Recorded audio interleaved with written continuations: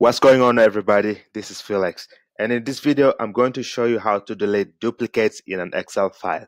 Now, if you've ever had any issues while you're working on an Excel whereby you've had duplicated words and you were wondering how to remove it, well, in this video I'm going to show you how to do that. Now, the first thing you want to do is you want to go to the Excel file you're working on, and then what you want to do is you want to highlight the column that you're working on. Okay, highlight it.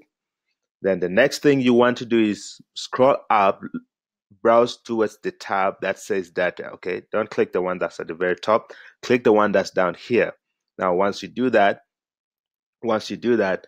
this window below here opens up, and then scroll to the right and look for the one that says remove duplicates. Now when you click on the remove duplicates, you'll see that a window opens up. Now once this window opens up, just select the column you're working on. Okay, so in this case we're only working on column A, so now we leave column A as is.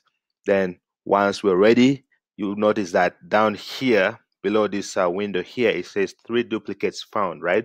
And 8 unique values will remain. All you have to do from here on now is just click remove duplicates, and voila, all the duplicates will be removed from your Excel. So ladies and gentlemen, this is how you delete duplicates in an Excel. I hope you found value in this video.